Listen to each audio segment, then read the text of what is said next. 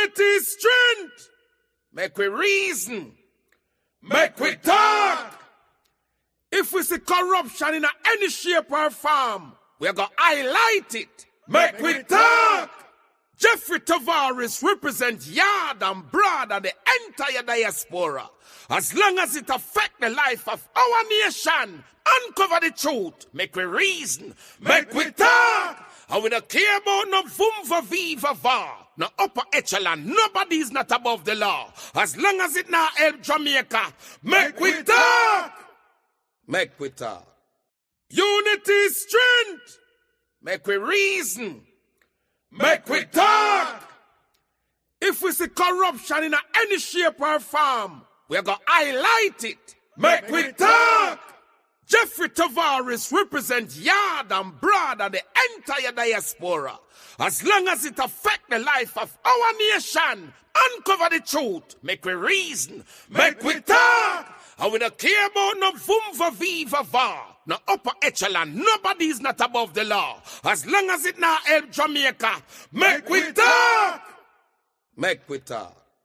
Unity is strength. Make we reason. Make we talk. If we see corruption in any shape or form, we're going to highlight it. Make we talk. Jeffrey Tavares represents yard and broad and the entire diaspora. As long as it affects the life of our nation, uncover the truth. Make we reason. Make we talk. And we don't care about no vumva viva va. No upper echelon. Nobody is not above the law. As long as it not help Jamaica. Make we talk. Make we talk.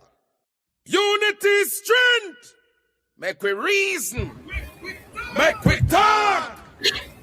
If we see corruption in any shape or form, we're going to highlight it. Make we talk.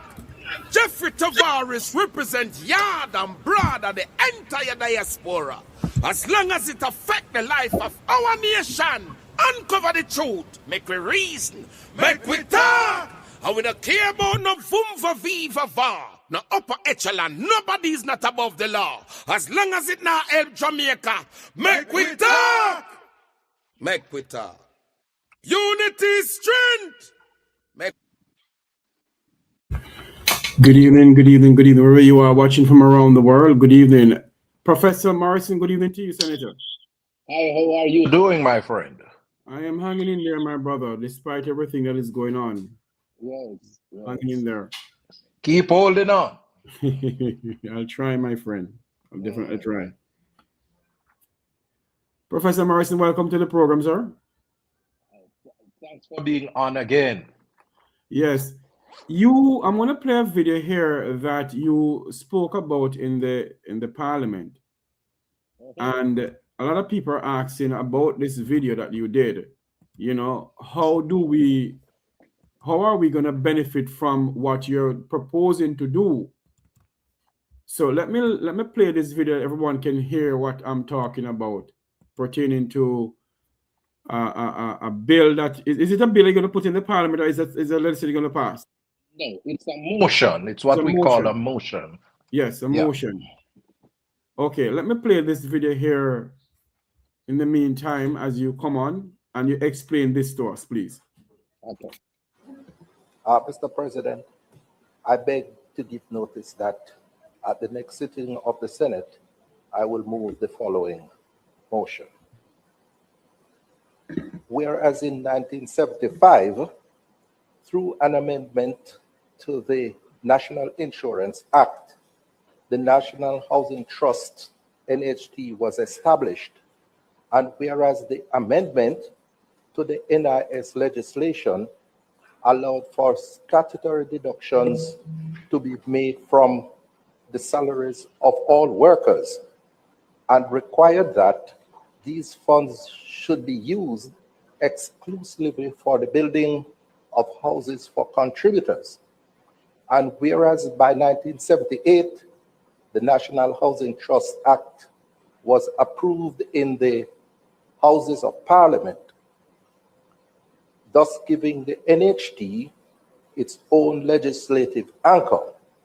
And whereas critical to this legislation was the creation of a fund that would contribute to the building of affordable houses to contributors.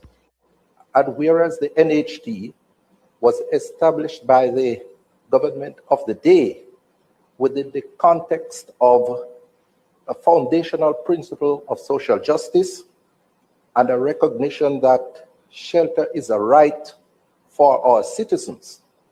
And whereas the NHT has led the transformation and modernization of Jamaica's housing stock, as seen in the over 300,000 houses that have been built, either directly or through build and own land, and has impacted the lives of over 1 million Jamaicans over the past 50 years.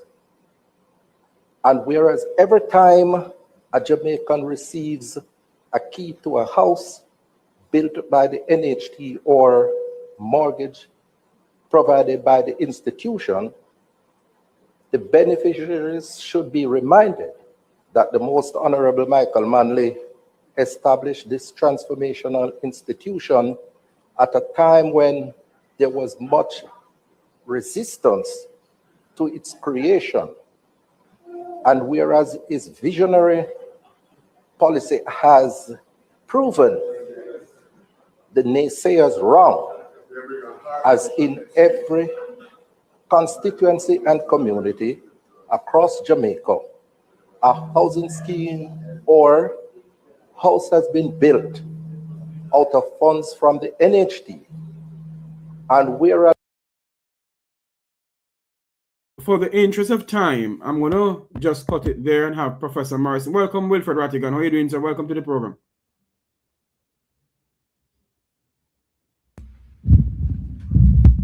Yeah, good evening. Good evening. You can hear me? Yeah, man, loud and clear. Professor Morris? Okay. What was that? Lord. We've lost the professor, Senator Morris. Get him back one. Oh, my Lord. We'll take over a minute from now. Okay. Good evening, everyone. Glad to have you with us. We're planning to have a chat with the senator regarding the housing issue in Jamaica and NHT. As you know. Yes, Professor Morrison. Sorry, Will. Yes, Professor Morrison, welcome back. yeah, sorry about that. It's, you know, I mean, Jamaicans once them here say, you never make we talk, you know. Everybody want to call you for say, yes, them here, you on the radio, but they don't realize that they're bumping you off the call. You know? So, thank you for coming on, Professor. Professor Morrison, you have our good friend here, Wilfred Rattigan, the son of the soil, on the program here. doing, man? Bless you, man. I'm doing well. I'm doing well. I'm doing well, Professor Senator. Hope all is well on your side. Yeah, man, I missed you the last time I was on, but, you know, I know that you're around in town. I am around in town. That's true. And, you know, we're not a clown. We're not a come around. We're just going to put it down. Absolutely. Yes. Professor Morrison, can you explain to us the motion we'll put before the Parliament, sir? Okay, so in the Houses of Parliament, and in this instance, the Senate, you have different mechanisms that you can use to bring an issue to the floor of Parliament for debate and action. You can ask questions, you can carry private members' bills, you have the State of the Nation debate that you can participate in, and you can move a motion. And in this instance, I moved this motion. The last motion that I brought was on senior citizens, to provide legislation to protect our senior citizens. And that was adopted. And I'm now pushing for not legislation, but action to be taken in the case of the National Housing Trust, because this year is the 50th anniversary of the NHT. It was established in 1976, and I'm calling for the Parliament to recognize that. 2, I'm also calling for the repurposing of the NHT, because over the past 10 or so years, we have seen the NHT moving up the cost for houses by chasing after what I call the market, to provide houses to contributors at $25 to $40 million range. And that was never the intent of the NHT, because certainly $25 to $40 million houses cannot constitute affordable houses for the ordinary regular contributor. And then I'm calling for the government to stop the annual extraction of $11.4 billion from the NHT to support the budget on an annual basis. You'll recall that in 2013, after the financial debacle that the Portia Simpson Miller administration encountered with the inheritance from the previous JLP administration, we had to go to the NHT to help support the budget, because we were in a precarious position. The government had abandoned the previous IMF program, and the IMF was insisting that certain measures had to be put in place before we could get any funding internationally. And so that we had to resort to the NHT. And there was a part of the ultimate agreement that came up with the IMF. We had to get the annual support from the NHT up until 2017. And when the government did it, the now government, then opposition, was very strident in its opposition against it. As a matter of fact, one of its supporters took the matter to court, and the court ruled against him on the matter. Now, we have a situation where the said government now that opposed the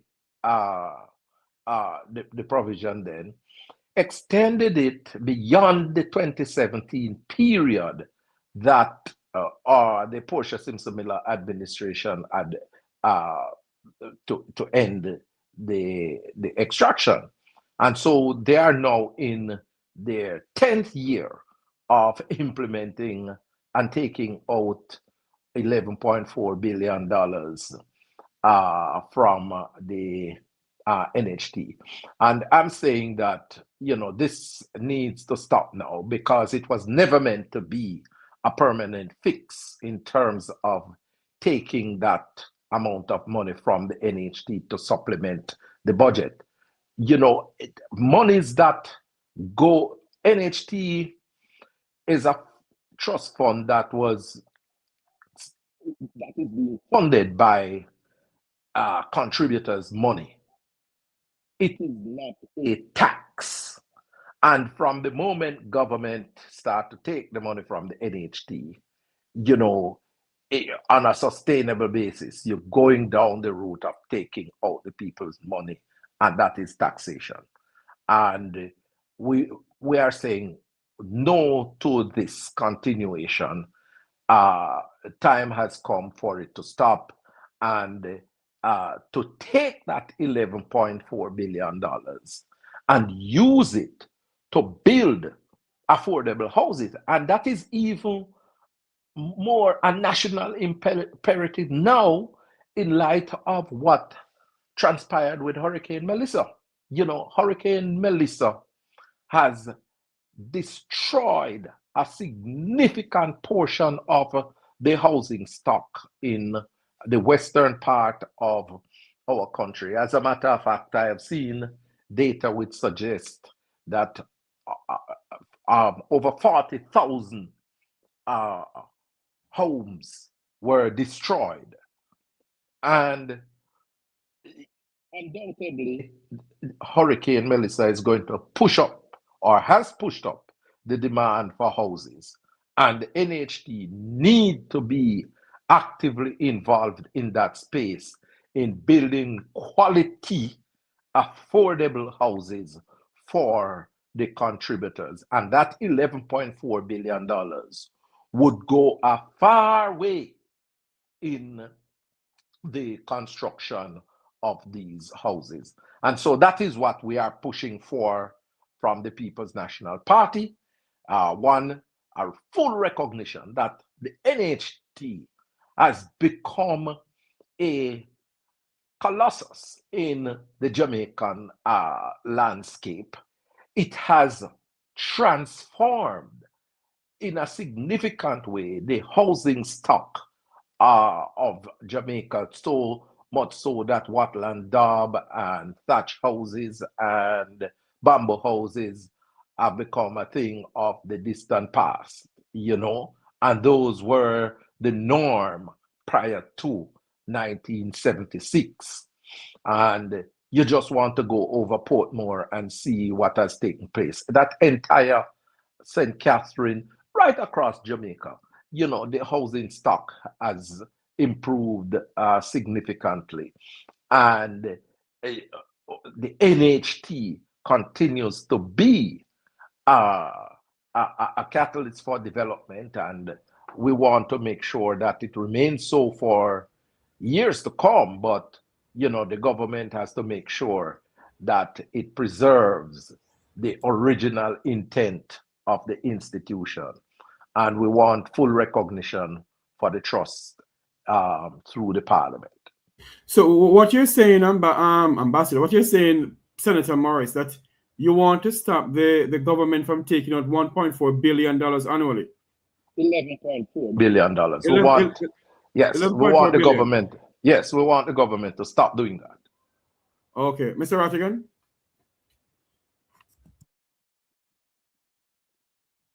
Unmute your mic, Mr. Rattigan. Unmute your mic. I'm not hearing you. Yes, Senator, when did this start? When did the government start taking out the 11.4? I thought I already said it was something was supposed to end in 2017, but it has been extended. I don't know if it refers to the withdrawal of the 11.4, but can you tell us the 11.4, to the best of your knowledge, what has the government done with the 11.4 that they've been withdrawing? Okay, so first and foremost, it started in 2013, as I indicated earlier. It was a part of the IMF agreement that the Portia Simpson Miller administration had forged. But that amendment to the NHT Act would require the extraction ending in 2017. But the government now has extended that to, well, I don't know if it is 2026 or 2027, whenever it's supposed to end, but we are saying we want it to end now because the housing demand out there is just huge, and it is even more so now that we have Hurricane Melissa.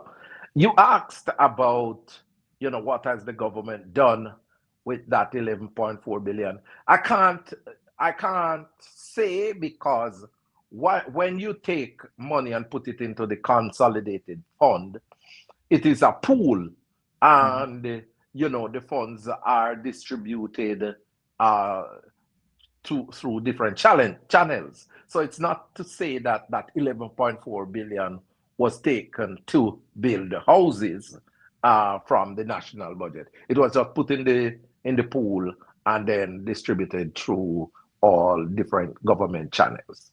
Senator, let me play devil's advocate. Bear with me. I don't like the devil though. All right, let me play advocate for another point then. All right.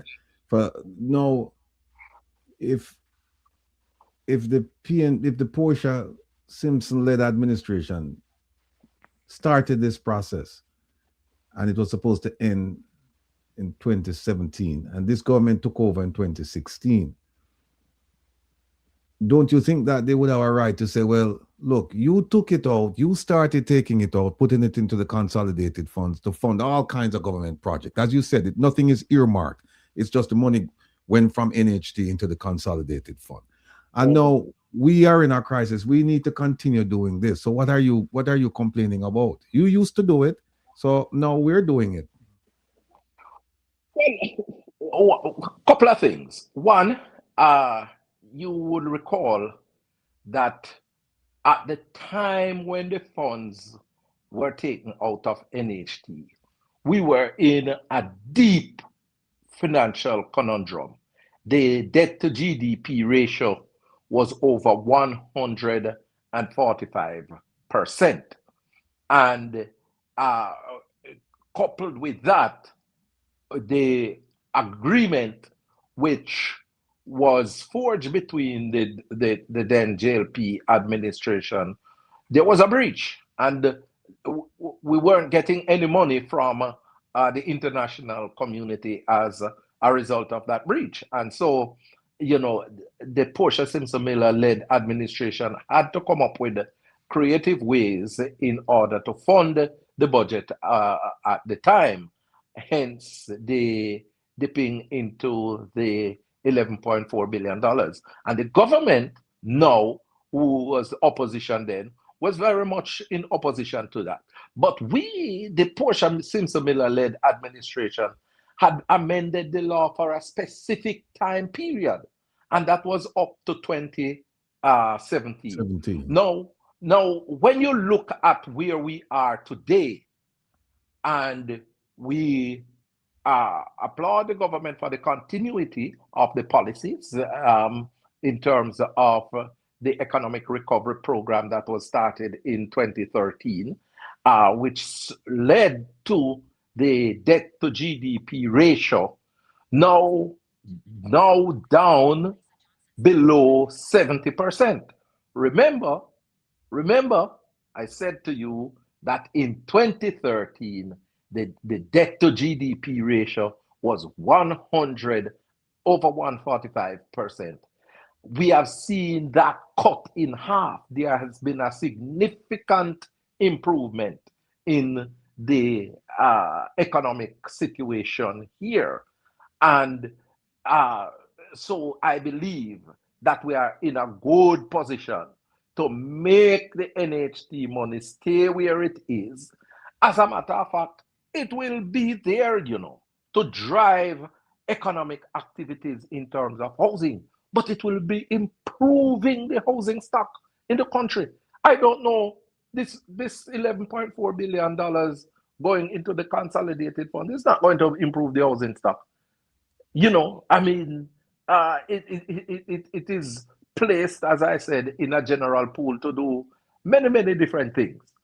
We want the monies at NHT to do what it was intended to do, and that is to build houses for working class people in Jamaica.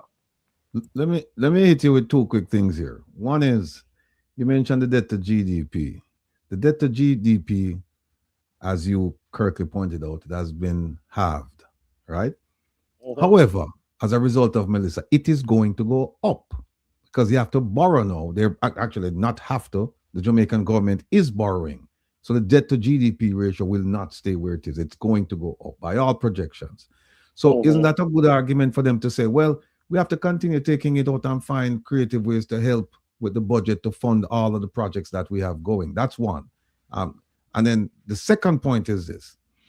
In 2020, the government said in its manifesto that they're going to build 70,000 affordable homes. And each year, they're going to invest a minimum of $1 billion in social housing to include construction and repairs.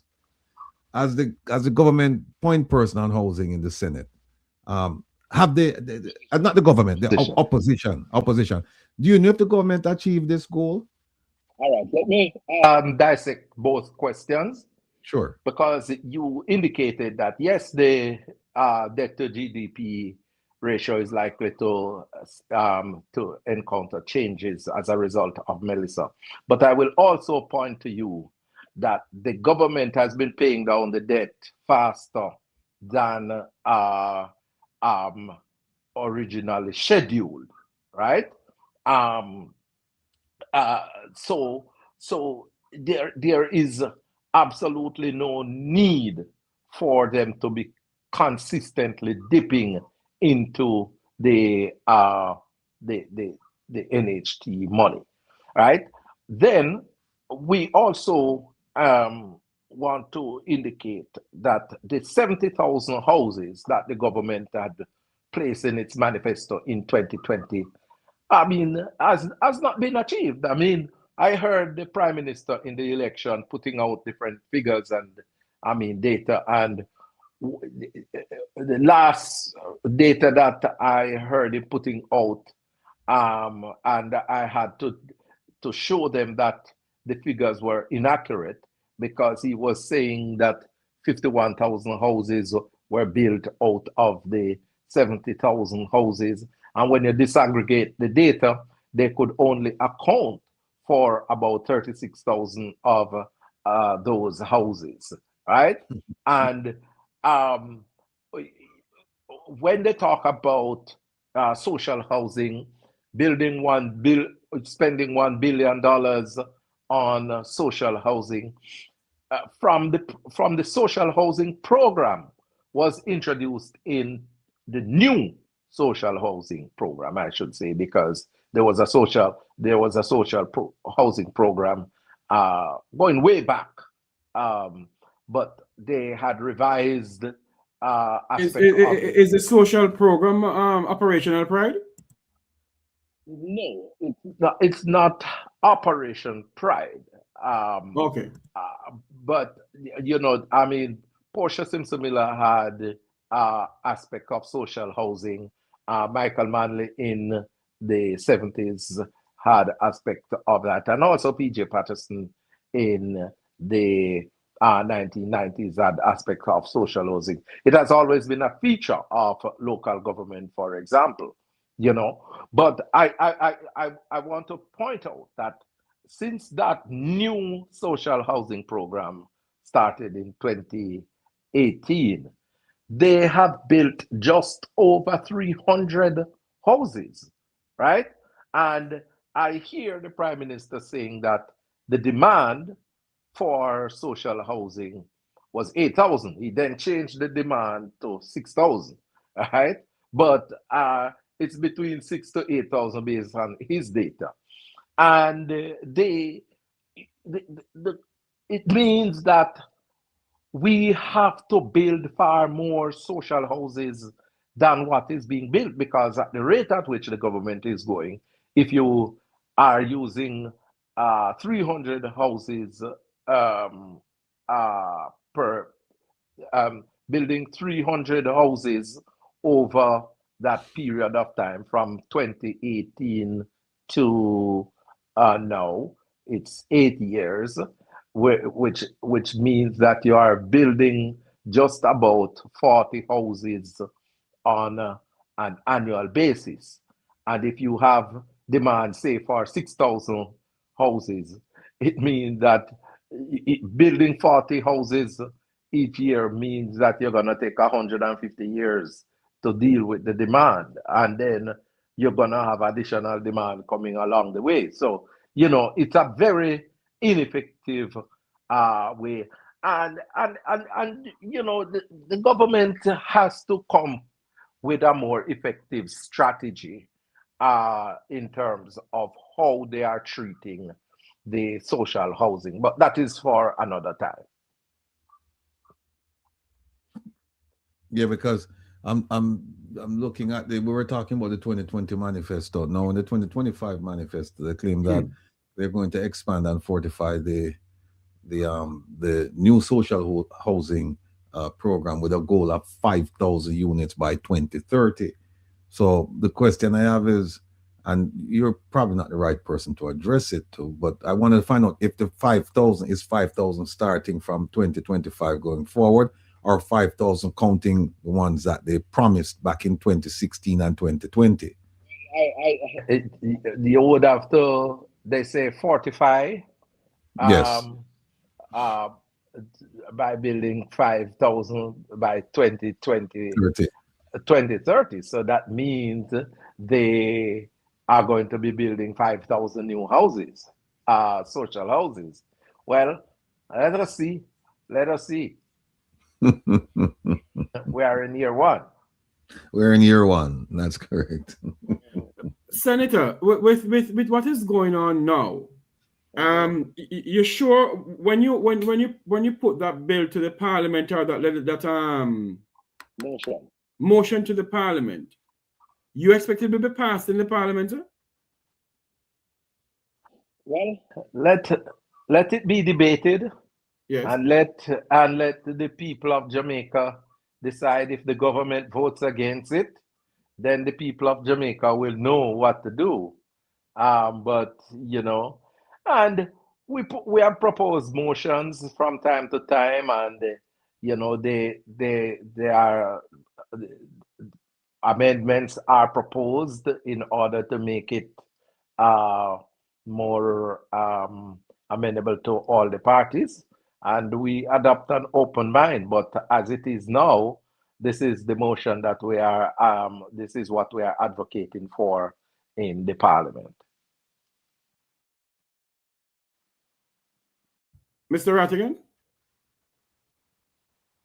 You have any more questions for Professor? Because I wanted to go down the road with him pertaining to Hurricane Melissa. What is his views of what is going on there? But you can go to him. Go ahead. Yes, Professor Senator. I read recently where there was a vote taken in the Senate concerning an amendment to the FID Act. And essentially, the way, and help me to understand what's going on here. Based on what I've read, it seems as if they were trying to do away with ministerial oversight, with FID reporting to the minister and having a direct connection. But then they said that that the reporting requirements now must be in compliance with the Constitution, and then they said government policy. Yes. Yeah, and it seems as if that is it passed, but it seems as if that is going to be a problem, because it looks as if they're trying to. It's like the 3-card man. You know, I'm sure you're the card over here, but then the card is actually over here. Move the card, right? Because the thing that you're trying to get away from is government intervention in the reporting, and somehow it seems as if when they say policy, government policy, that even though you take away the minister out of it, you still have the government involved in it. No, that is the trick, because who enforces, who implements government policy? Government. Well, in this instance, the minister. Minister, yeah. The minister in each ministry, right? And so you replace them, you take out the minister out of the law, but you replace it with policy. So what you are doing is have a broad statement relating to policy, which, you know, is even more concerning, because what this is going to do is to take the entire institution of the cabinet into focus. So it is cabinet that approves policy, the minister that that implements on behalf of cabinet. So everybody in the cabinet now will be involved. And there's no opposition in the cabinet, as we know. So absolutely. You know, I mean, it is very troubling situation. And as the loyal opposition, we have to scrutinize these legislation in the parliament, and we continue to do so and point out the deficiencies, because we want to make sure that there is proper governance structure in the country. You know, Professor Senator, we have a program on Saturday.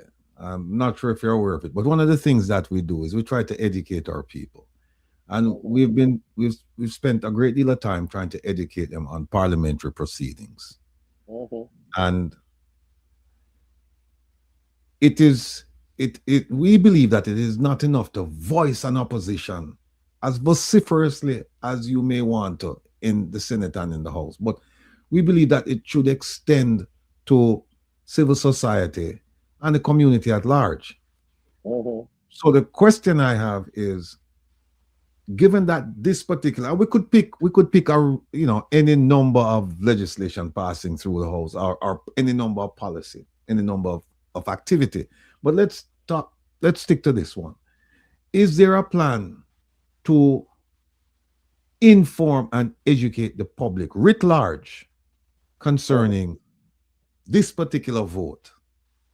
Well, definitely we have been doing that, because since Friday, a number of spokespersons, including the leader of opposition business in the Senate, Donna Scott Motley, has been on talk shows talking about the particular issue.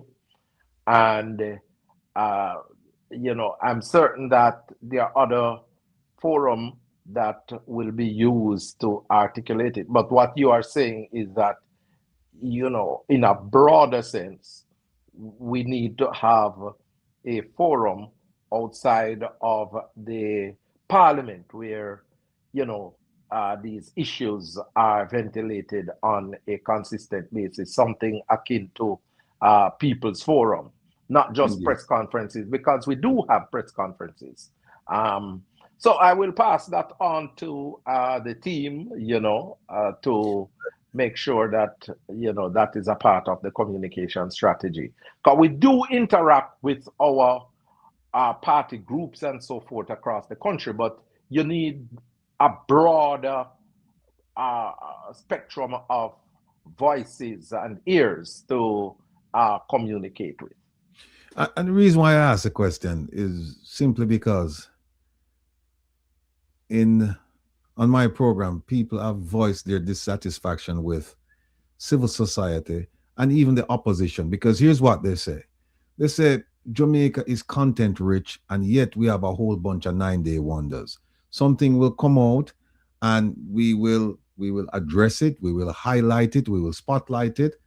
But then after a month or so, 2 weeks or so, you don't hear anything more about it. And what we've done on my platform is that we say we don't have no 9-day wonder. So for example, like the drill, we keep drilling down on the drill, the buses, we keep talking about the buses and a range of issues, fertilizer. We keep talking about these issues so that, because a friend of mine who's an educator said that sometimes when teaching people, it's repetition. You can't give it to them one time and expect that the mass will absorb it and will understand it. They said you have to keep hammering it, sound like a broken record, and then people get it. And then with that information, then they can take appropriate action. Please comment on that. Let me tell you something, what I have observed. And it's a sad reality in Jamaica, because corruption is something that I condemn and I frown upon it every shape and form. And it has been institutionalized in Jamaica. And people now see it as a part of the thing. I saw the thing set, and somebody was pointing me to a situation where they said, the biggest hero in Jamaica is Brother Anansi. And Brother Anansi is known for his generalship, you know, and so people now accept these corrupt practices as a part of the Anansiism, and you know, so you talk and they will be incensed, and that outburst lasts for 9 days, and the people move on after that because the cultural reality sets in, coupled with the fact that people are consistently looking for sound bites. That is why you hear people talking about Jamaica being content rich, because, you know, I mean, something is happening all the time. And the media, I mean, they will raise it for 9 days, and after that they move on. You know, thankfully we have people like Dion Jackson Miller, who is on radio in Jamaica, who is very scrutinizing, and she will draw back on news of the past, you know, whether it be on all angles or beyond the headline, and would flag some of these issues. But what we need is for people in the media to adopt a fair and balanced position and call corruption by its name. And but you know, a lot of them, a lot of individuals, you know, I see people working in the media, working for government and so forth, and so they are compromised, you know, so you know, they can't speak in a fulsome way. You know, I sit here, Professor Senator Morris, and I'm listening to you. And there's a burning issue facing us now as a country and as a people. Because of the whole housing issue and Hurricane Melissa. Mm-hmm. My question to you this night here on this program here is this. Can you, as opposition, tell us how many houses has been rebuilt since the aftermath of Hurricane Melissa for the people of Westmoreland and St. Elizabeth? All right. I can't tell you how many houses have been rebuilt by the government, right? They started housing reconstruction initiative, and they have decided that they are going to be giving individuals who have been affected by the hurricane building grants, and they start from a low of 75,000 for people who might lose some zinc, or you know, some minor damage to their houses, and then 200,000 for those individuals who might lose a partial section of their houses, and then you go up to 500,000 for houses that are severely to totally destroyed. But Professor, before you go any further, sir, sorry to before you go any further, the government is giving away $75 million, $75,000, yes, to help with houses. This afternoon, I had a program this evening. Hold on there for me. Where is the paper? Oh, Lord. Anyway, I have a program this evening here, or today, where a lady called in and said to me that the $75,000 that they're giving away can't even buy 10 sheets of zinc. Can't buy any zinc. Can't buy some 2 before. So, do you believe as opposition that the government is holding back on some money to give the people the right money? Well, I mean, in fairness, $75,000 can buy some sheets of zinc. In fairness, but it cannot purchase enough to say repair a room that has been damaged. And in those cases, they say you would get 200,000. I don't know if 200,000 can repair a room that has been damaged either. Neither can 500,000 repair or rebuild a house that has been destroyed. I have been questioning those figures because I am saying,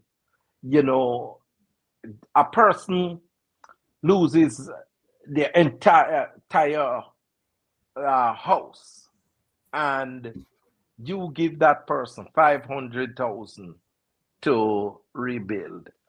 What is going to happen is that, somebody who had a 3-bedroom house, $500,000 can't do anything, and so the person is going to buy the material, and some will rebuild, some will resell the material, and the house is not going to move. I think the government should have come up with a more realistic building grant that would help the people in a significant way in their reconstruction. I don't know if I did some checks, and the cost for a 1-bedroom built out of concrete ply would be running, you could get somewhere with 1.5 million with that for a 1-bedroom with a bathroom and a kitchen. I don't know where 500,000 is going to take the people, and that is of concern to me, because a lot of people gonna get the 500,000, and it is not going to be able to take them anywhere.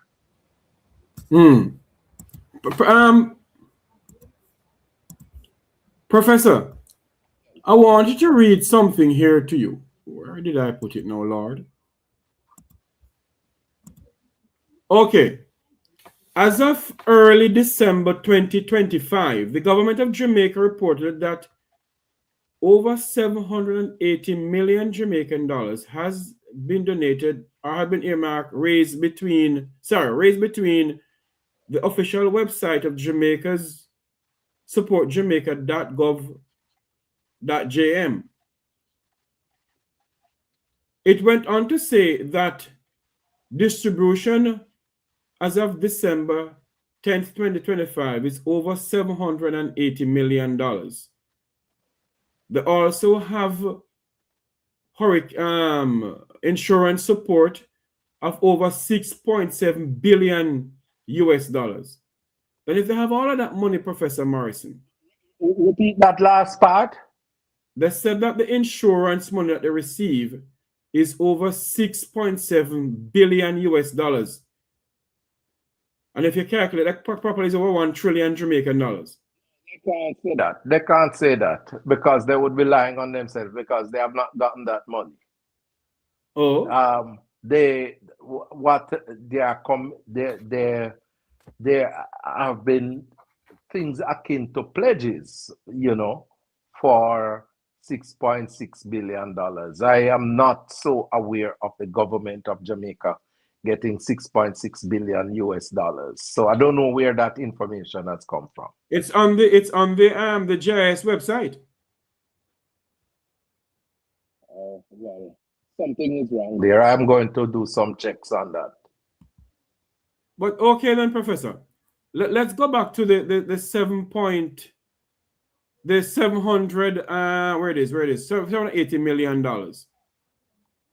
Or what? Maybe I should ask you, have you heard a correct figure of how much money they have collected so far? The figure keeps on fluctuating because people are Oh. contributing on a consistent basis, and so they set up that portal where contributions are made, and you can see where the contribution levels are. I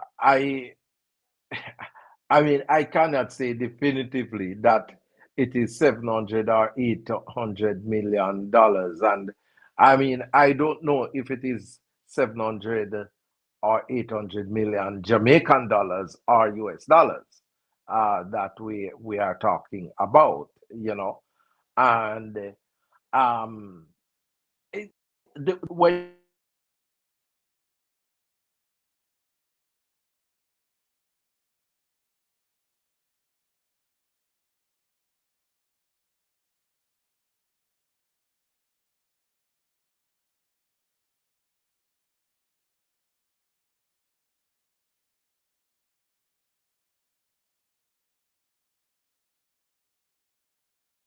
Professor?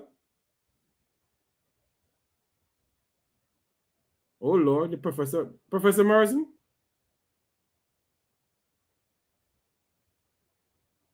Oh Lord, I'm not hearing at all. Mr. Rattigan?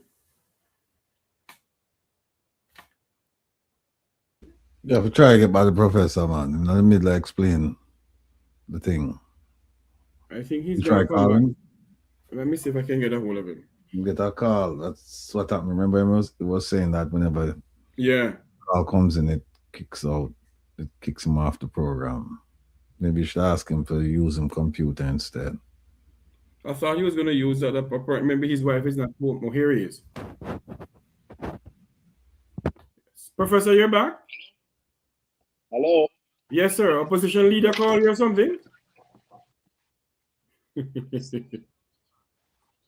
So, as I tell you from time to time, these calls come in and bounce you off when you are online. So that is what has happened just now. You are hearing me clearly? Loud and clear from Negril Point to Moran Point. Okay, good. So, yeah. Go ahead. So I am not certain as to whether we are talking about US dollars or Yes, dollars. it is 780 million Jamaican dollars, approximately 5 million US dollars raised via the official website of supportjamaica.gov.jm. Yeah. And on the website you are able to see where. No, that is what JS is saying. I didn't go on it and look. Let me go on it and see if I can find it. Ratty, you find it? Let me see something here. Because it's supposed to also show you what those funds are being used to do. Oh. All I can see is donate now. Hold on there.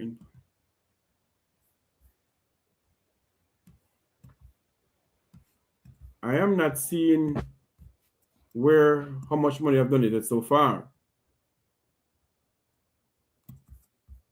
ODPEM. Let me go into that.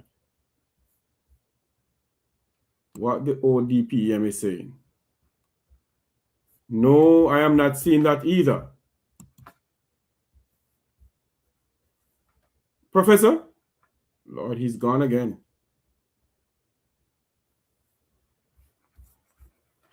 Well, we have lost Professor Morrison once more. We're speaking to him about the official website, the money that was collected so far by the Jamaican government. We haven't heard a full tally of it. We have not heard a full tally of how much they collect within the Jamaican diaspora. Have you heard anything about it, Mr. Rattigan? Not hearing you, sir. No, I haven't heard anything. If you're looking for it on Opdem, you're not gonna find a lot, because remember the Auditor General just came out with a report about 2 or 3 weeks ago, and she was complaining about this, or she highlighted this, that They don't have proper accounting to determine how much money has been collected and how the money has been spent. So you may want to look at that report. Oh Lord, Professor. To run leave you shortly because some people calling me left, right, and center to deal with something. So, you know, but Can you turn the camera a little bit more to you? There you are. Yes, there you are. Okay, since you have to run, I want you to talk to us about what do you know so far, what the government has collected, or what they have. You have any idea what they have spent? Have you gotten a receipt or a paperwork saying that they have spent XQYZ so far in hurricane relief between Westmoreland and St. Elizabeth? No. I'm not aware of that. If such a statement is made, it would have been in the House of Representatives, and I'm not so aware of any recent updates. Are you holding your breath that something will be present in the budget coming up? Yeah, well, these are, I mean, the budget, I mean, definitely we will get a clearer sense as to what the expenditures are going to be like in terms of hurricane recovery, because this, you're talking about 41% of the our GDP that has been affected, and so government have to put to us as a country how they propose to bring restoration where that is concerned, you know, because it's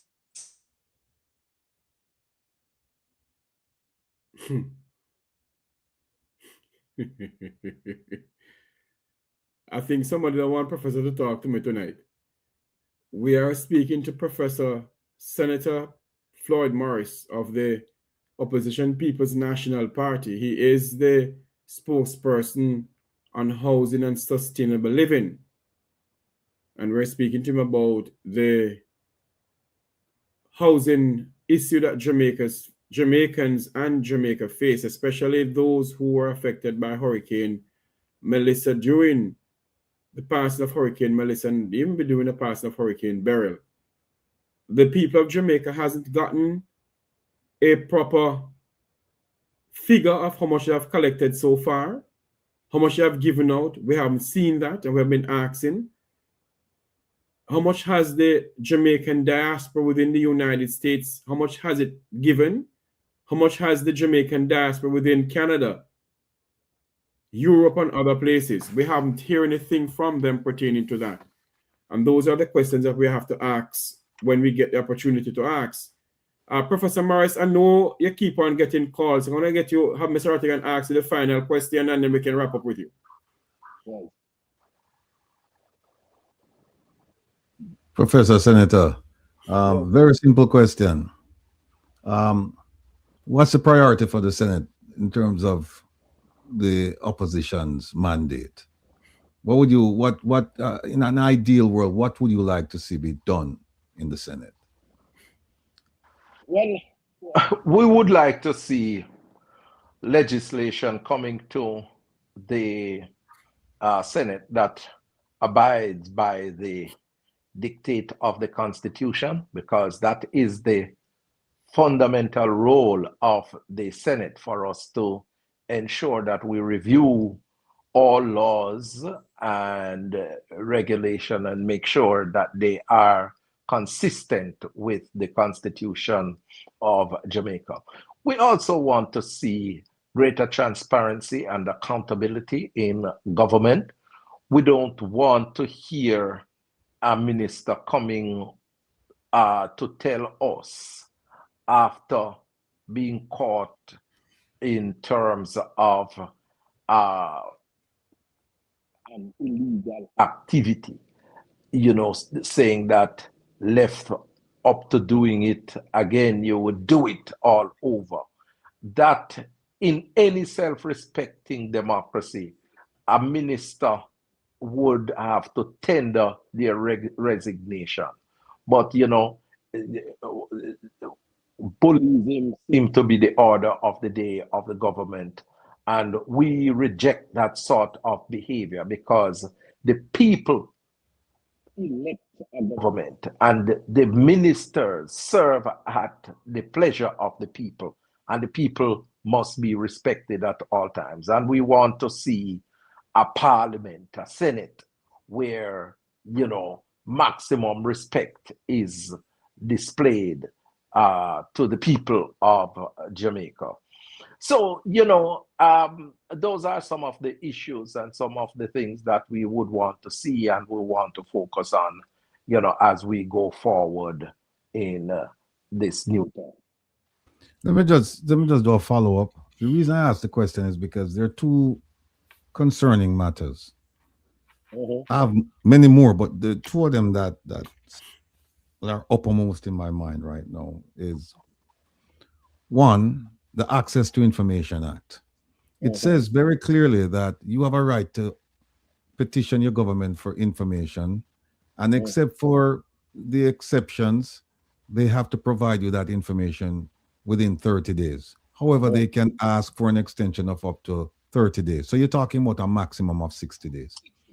The relief that you if you don't get it within 60 days, the relief that is provided in the act is the tribunal.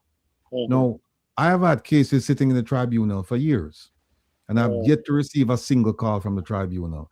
And it seems to me as this is one way to frustrate the efforts of people asking and receiving information from the government, simply by them just not responding and then leaving you either to just forget about the whole thing or go to the tribunal. And when you go to the tribunal, you wait and you don't hear anything. I would like to see some bill put forward, or at least some questions being asked about what kind of consequences should be brought to bear on ministries, agencies, departments, officials who simply refuse to respond in a timely manner. And I say that based on my experience. I've had requests for a year, 12 months. And the 12 months, and in that 12-month period, I've done follow-up. So it's not like I just filed it and then I just forget about it, and then 12 months later I revisit the issue. It's like I file it, and 6 months later or 3 months later, I say, hey, I haven't heard from you. So that's one. What I would like to see something done about that. Beyond just the tribunal, because that is a waste of time. The second one is, and this might be a harder sell, it's the role of the Auditor General. As we know, the government tried to kick the Auditor General off of the Integrity Commission, and I don't think it's going to succeed because the Integrity Commission Act of 2017 doesn't speak to an individual, it speaks to a position. So they might want to get Mrs. Pamela Monroe Ellis off of it, but it says clearly that the Auditor General is supposed to be, yes, job and doing it very well, and anybody who does their job very well, the government seems to take them as their enemy. Rightly, you're absolutely correct. And so when I review the role and the responsibilities of the Auditor General, I find that a lot of the things that she is required to do, they're rooted in the Financial Administrative and Audit Act. And I don't think, I agree with you, she's doing an outstanding job, but the act doesn't give her enough teeth. In fact, it doesn't give her any teeth. She's toothless. All she can do is do an audit and then refer the matter to the financial secretary for like a surcharge action, for example. I would love to see where they would give her a fiat. In fairness to her, to her, you have to understand how governments work all over the world, and there are layers and there are structures, and she is a part of a particular layer and structure, and she does her work and then she pass it on to other individuals to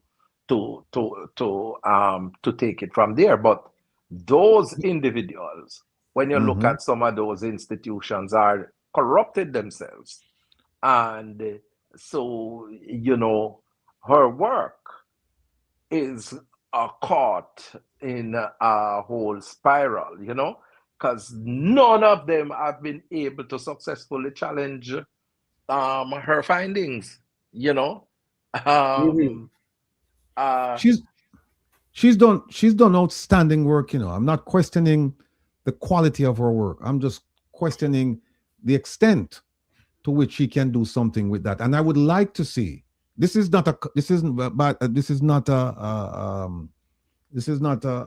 criticism of the auditor general. It's a criticism of the system. Because what system, I yeah. would like to see, I would like to see her have similar powers like the corruption prosecutor over at the Integrity Commission, to say, well, we have an arm here that we can prosecute, because you're absolutely correct. Her referrals, nothing has been done with them. And I'll tell you one of the most egregious cases. It's the one with Grace Ann McLean and Mr. Bernard, where a surcharge action was referred, and you saw what happened between the Ministry of Finance and the Public Service and the Ask, Ministry of let me, Education. let me ask you something, Yeah, right? man. Mm-hmm. But what you see, there's good reason why the uh, Auditor General was placed on the board of the Integrity Commission, right? The Auditor General is very global in her vision. She sees a lot of things across the public service, right? And so she being there is a very good eye to be there. Why you think that government members are opposed to her being on the Integrity Commission? Because she has eyes that she's seeing elsewhere that they don't want to be brought to bear at the Integrity Commission, and they are blaming her for a lot of the problems that they are finding themselves in. And that's exactly why I'm making the argument that we should give her, we should extend her reach and her power so that she have more teeth, because she's referring stuff, but nobody's doing anything of substance with it. So all we do is, If you are going to give her that power, then they are going to say take her off the Integrity Commission because she fine, would have the power. Yeah, fine, yeah. fine. Take her off, give her the power and take her off. I'm fine with that. I'm fine with that. I'm fine with that, because I tell you what, she's doing far more than the Integrity Commission is doing. And why do I say that?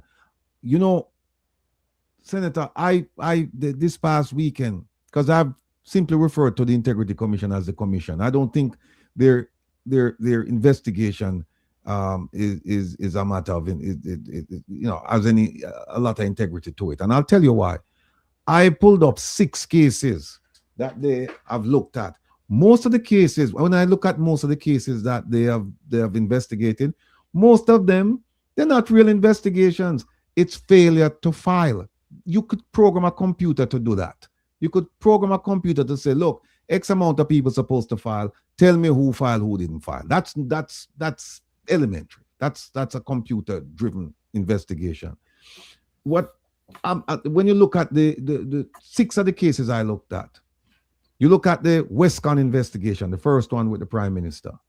You look at the one with the Prime Minister's statutory declaration. You look at the one with the Prime Minister with the housing complex up in Beverly Hills. You look at Marissa Dalrymple Philibert. You look at Minister Tufton and Market Me.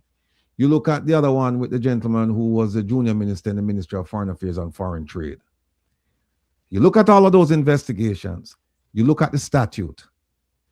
I cannot believe that not a single one of them is in prison right now. I cannot believe it. Well, I mean, so in those cases, I wouldn't blame the Integrity Commission per se, because in those instances, except for the Market Me case, the other with Melissa went to the court and she was found guilty, as a matter of fact. And then you have the situation with the Prime Minister that is still locked in the courts. And I think that people need to press and ask what is happening with that now, because the matter is still live and in court, but we are not hearing what is happening in the courts. And it was the Prime Minister's action that caused these matters to be brought to the public for discussion. So we need to know what is happening where that is concerned. You see, what has happened, Brother Rattigan, is that they have deliberately gone out to damage the reputation of the Integrity Commission so that people like yourself would lose confidence in the institution. And I will tell you, I have a totally different experience and view of the Integrity Commission, especially under the leadership of Seymour Panton, because if you go to those people and you have a problem, when you carry in your integrity report, for example, they sit down and they go through with you to make sure that you have everything. And when they do further probing, if there are challenges, they write you and tell you that X is missing, they need the clarification, and they give you a time frame in which you should bring the document. My experience with them is that when you comply, you are fine with them, right? When you behave that like you're bullbuck and duppy conqueror now, is when you engage into problem with them, right? Because they are going to press for you to follow the law. And every time I tell people, carry a court case that the Integrity Commission has brought to court and lost, and show me, and then I will have a different discussion. I can show you. I can show you a case that they brought for illicit enrichment and they lost. I can show you. That one I am absolutely sure about. And then the other thing is this: I'll give you some examples about cases that they messed up. The first one, the Westcon investigation, the corruption prosecutor, it was referred for prosecution. And what did she say? She said, "No, I'm not going to prosecute the matter." And then because they gave the Prime Minister 2 bites at the apple, and if you read his first statement, where it seems as if he implicated himself and other people, and then you read the cleanup statement that they allow him to do. You don't do that. And then what you said about the other people, the so-called co-conspirators, she said, I have the evidence that these people violated the law, but they could raise a defense of abuse of process. And I'm like, wait a minute, no, corruption prosecutor. Let them raise it. Let them raise it. The other one with the Prime Minister, the one with the Prime Minister up at with the development up at Beverly Hills, at the time they got the permit from KCMC and the construction started and they submitted that bogus thing, the Prime Minister was a principal in Estate Bridge. They didn't even question him. They didn't even question. Marisa Dalrymple Philibert, you're absolutely correct that she pled guilty. But did they ask for jail time? The other gentleman, he was found guilty. Did they ask for jail time? Because they were exposed to jail time and or a fine, and they were allowed to pay a fine. I'm saying if you're serious about corruption, make the argument. Let the judge say, no, I'm going to fine him. Show the people of Jamaica that you're really serious about fighting corruption. Because if you don't do that with those people, what message are you sending to the people below them? What message are you sending to the people below them? That can't work, man. Fight for them, go prison and make a judge rule, and then you can say, hey, we tried. But when you say, yeah, fine, either you don't call, like the case with the Prime Minister up at Beverly Hills, that is so egregious because the Prime Minister was a principal at the time that they got the permit and they started the work. And and Professor Senator, they didn't even question him. And I'm saying, what kind of nonsense is this? Market me. The lady told Integrity Commission that when they asked her, did you have a romantic relationship with the minister during the time that you were getting these contracts? She said, and again, she made 3 statements. No, Professor, in my line of business, it's only one chance you get to make a statement with me. Because when me come ask you the questions, me already know all of the answers. Anything you tell me know. And so I just give you one chance me give. She made 3 statements. And in her second statement, she said, between the time 2016 and 2020, I had a professional relationship with the minister, indicating that she had something other than a professional relationship with him after 2020. Now remember, the question was about the romantic relationship because they were looking to conflict of interest issues. In the same report, Senator, it shows that, remember she said 2020, so she take her professional relationship with him too, from 2016 to 2020. We found in the same report that she got 2 contracts in 2021, 2 contracts in 2022. And they've not even asked her, say, well, wait a minute, what's going on here? Were you sleeping with him then? Because I don't care about them bedroom gymnastics. I don't care about. What I care about is the conflict of interest, the fact that you have a relationship with this minister and you're getting contracts from the same ministry. That's what I'm concerned about. I want to know about that. And the facts were there and they never go forward. And then when everything is finished, and I know Mr. Jeffrey have to go. And when invest, here's another flaw in their system. When the thing is over, what they do is they call in all of these people, except in the case where there's a referral for prosecution. They bring you in and they tell you about their investigation and ask if you want to make a statement. What could I go so? Professor, we need to have a more fulsome discussion on these cases, and to have the reports before us. I don't have them before me, right? Okay. But I believe at the end of it, we are all agreeing that we have to have a more brutal, ruthless approach where corruption is concerned in our country, because it is robbing the country of critical resources. Jeffrey, I know you got to run, Professor. I want to say thank you. Yes. Thank you for coming on, and thank, as usual, at short notice. You never tell me no. You're always coming on. Thank you so much, Professor Floyd Morris, Senator Morris. Thank you. My pleasure. All right. Big up yourself, Professor Senator. Yes. Right, I'm going to start calling you Bullbuck and Dopik and Carolina. All right. I said where me come from. All right. All right. That was Professor Floyd Morris along with our good friend Wilfred Rattigan. Thanks them both for coming onto the program. Gentlemen, thank you both. Big up yourself, Jeffrey. Big up yourself. See you soon. All right. Yeah, man. I want to say thanks to those who making this a part of the program. Thank you all very much. Until you hear my voice again, I'm Jeffrey Tavares saying so long. May God bless you. May God bless our island home, Jamaica land we love. Good night, everybody.